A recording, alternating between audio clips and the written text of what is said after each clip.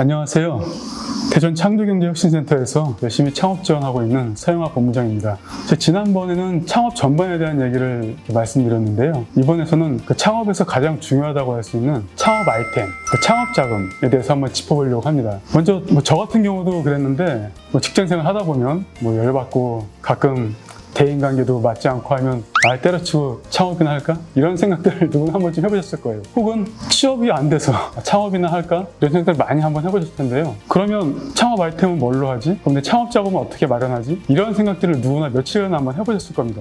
저도 그랬고요. 창업 아이템, 운영 자금 이거에 대해서 한번 짚어보려고 하는데, 먼저 말씀드리지만 제가 창업 아이템을 이걸로 꼭 하셔라 라고 짚어드릴 수는 없습니다. 개인마다 상황이 다 다르죠. 나는 자금을 내가 편하게 마련할 수 있고, 부모님을 잘 만나서 몇 억의 이런 자금을 줄 수 있고, 이렇게 다 상황이 다르기 때문에 정답은 없습니다. 그래서 내가 꼭 짚어드릴 수는 없는데, 일단 제가 그 23년 동안 스타트업부터 중소기업들을 지원해 오면서의 어떤 경험으로 사례를 바탕으로 해서 말씀드려서 창업하고자 하시는 분들에게 조금 더 준비된 창업이 될 수 있기를 바라는 마음으로 진행을 하겠습니다. 얘기가 우선 많이 장황해질 수 있다는 점을 양해를 좀 드리겠습니다. 먼저 한 가지 예로 우수한 첨단, 과학기술 기반 등등을 내가 갖고 있다. 누구나 인정받는 기술력은 있는데 자금이 없다. 이런 상황이 있는 분들이 이제 있을 수 있거든요. 근데 한 예로 이제 2000년 제가 막 지원 사업을 시작할 때인데, 2000년도에 한국전자통신연구원, 이제 애틀이라고 하는 아주 우수한 전자통신 관련된 연구원들이 모여서 하는 기관이 있는데, 여기에서 연구원을 오랫동안 재직을 하시다가 이제 그만두시고 창업하고 온 분이 한 분이 계세요. 근데 이분이 갖고 계신 기술이 뭐였냐면은 이동통신 관련된 이제 기술이었어요.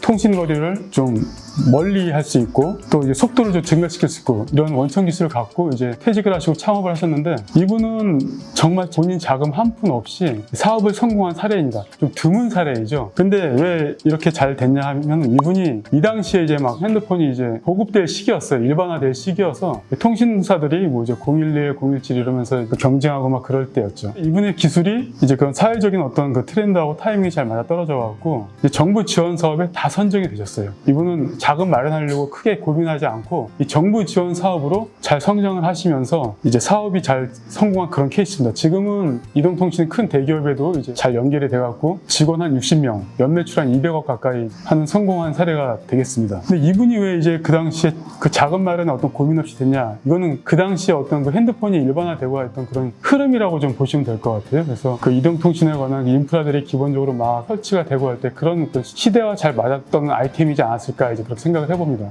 지금은 이제 좀 달라졌죠. 이제 현 시점에서 얼마 전에 그 카카오톡하고 네이버에서 좀 그 먹통이 되는 그런 일이 있었죠. 근데 지금 이 우수한 기술을 갖고 있는데 이 통신 시스템을 이 시스템으로 바꾸면 속도도 빨라지고, 지난번에 그런 네이버나 이런 카톡 이런 먹통 상황을 미리 방지할 수 있다. 이런 아이템이 있으니 대기업 연결해달라. 이런 경우가 있을 수 있죠. 내가 개발한 제품이 이런 걸 다 해결할 수 있으니 대기업을 연결해달라. 실제로 이런 분들이 많이 오십니다. 제가 상담하다 보면 이렇게 좀 부정적인 얘기를 하면, 당신은 이해 못한다. 당신은 모르고, 대기업 분들에게 빨리 이걸 소개를 하면 그분들은 다 이해하고 바로 공감을 얻을 수 있기 때문에 정부 지원 사업에는 선정될 확률이 매우 높습니다.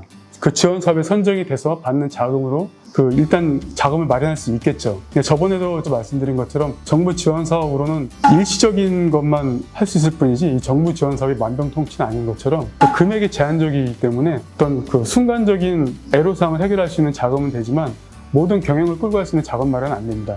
근데 지금 말씀드린 것처럼 이런 아이템은 정부 지원 사업 선정에는 굉장히 유리합니다. 거의 90% 이상이 정부 지원 사업에 선정된 확률이 있는 제품이에요. 근데 이 제품의 수요처가 어디냐? 이 제품에 살 사람이 누구냐라고 보면 대기업이거든요. 이런 그 통신망을 이제 유지하고 활용해서 이제 시스템을 구축하고 있는 대기업들이 필요하겠죠. 기존의 시스템을 보완해서 기존의 시스템보다 속도도 빠를 수 있고, 이렇게 먹통이 되거나 할 일이 없다. 난 이런 아이템을 개발했다. 라고 해서 빨리 그 대기업분을 만나게 해달라. 이렇게 요청을 하는 거죠.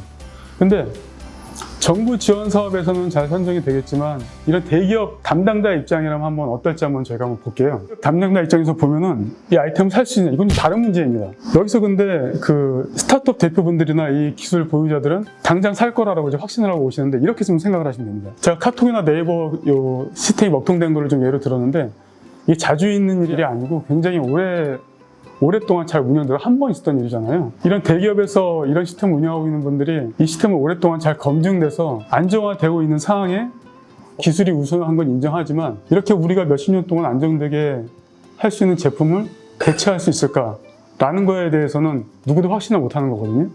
그래서 만약에 대기업 담당자인데 이 제품을 제가 책임지고 우리 시스템에 적용해, 우리 시스템을 바꿔 이렇게 했다가 자그마한 오류가 나거나 혹시라도 이런 상황이 돼서 회사에 큰 손해를 끼쳤다. 그럼 그 책임을 제가 다 떠안아야 되는 거거든요. 그래서 이게 그 대기업 담당자가 혼자 결정할 수 있는 상황이 아닙니다. 그럼 대기업 담당자는 이런 걸 요청할 거예요. 조직적인 차원에서 여러 부서를 부르겠죠. 그래서 이런 시스템이 있는데 한번 써보는 건 어떠냐라고 이제 제안을 하면 아마 그 부서마다 그 시스템이 안정화는 보장할 수 있느냐, 이 시스템이 검증될 수 있느냐, 아니면 다른 어떤 곳에서 몇 년 동안 썼는데 잘 안정이 됐느냐, 이런 증거나 증빙 자료들을 다 요청을 할 겁니다.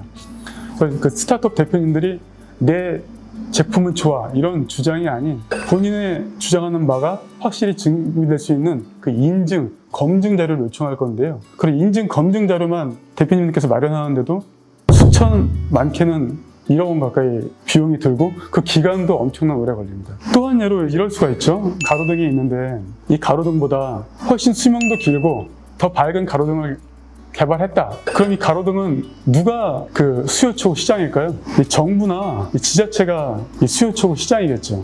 공공 관련된 제품이기 때문에 정부나 지자체 담당 시청이나 이런데 공무원 찾아가서 내가 이런 제품이 있으니 이걸 바꾸면 전기세도 훨씬 줄어들고 밝기도 좋고 밤에 훨씬 안전하고 좋습니다라고 이제 설명하겠죠. 근데 이 공무원 한 분이 좋네요. 이거 내가 사겠습니다. 이렇게 할 수 없습니다. 기존에 있는 거를 다시 또 바꿔야 되고 제품을 구입할 수 있는 예산이 들고 또 이걸 바꿈으로 해서 좋은지 이게 검증이 돼야 되는 겁니다. 여기서 말씀드리는 건 뭐냐면은 아무리 좋은 제품이 있고 좋은 기술이 있어도 이 시장하고 수요처가 이걸 바로 매출을 할 수 있는가, 시장 수요처가 이 제품을 구입해서 그 대표님의 매출을 올려줄 수 있는가, 그래서 자금이 확보되는가를 생각을 하셔야 됩니다. 여기서 이제 저희가 좀 생각해 봐야 될 게 이런 아이템. 기존의 대기업이나 이런 정부나 지자체 공공에서 이제 시스템화되어 있는 아이템을 보완하고 더 좋은 아이템으로 내가 이제 승부하겠다. 이런 거는 좀 매출까지 올려서 현장에 적용되기가 시간이 꽤 오래 걸리기 때문에 당장 매출화가 되기가 쉽지 않습니다. 이런 아이템은 가급적이면 좀 피하시기를 저는 이제 좀 권고드리고요. 그럼 어떤 걸 해야 되냐? 그 틈새를 찾으셔야 됩니다. 지금 있는 거를 바꾸려고 하지 마시고 교환하려고 하지 마시고 있는 거 사이사이에서 없는 틈새 그 아이템을 좀 찾아라, 이런 말씀을 드리고 싶거든요. 왜냐하면 기존 거는 다 교체해야 되고 그 검증해야 되고 또 인증도 받아야 되고 이런 절차가 필요하지만 기존에 없는 것들은 그 틈새 끼워 넣으면 되거든요. 그래서 훨씬 시장에 진입하는 속도가 빠릅니다. 어쩔 수 없이 이렇게 기존 거를 보완하는, 바꾸는 이런 성능이 더 우수한 이런 제품을 만들겠다, 이런 아이템을 하시겠다 하시는 분들은 자금 마련을 어떻게 해야 되냐? 투자자를 찾으셔야 됩니다. 어떤 투자자를 찾아야 되냐면 오랫동안 지켜봐 줄 수 있는 투자자. 근데 우리나라 특성상 3년, 4년, 5년 가까이 이제 좀 장기적으로 기다려 줄 수 있는 그 투자분들이 많지는 않아요. 그래서 이것도 이제 고민해야 될 분들인 것 같습니다.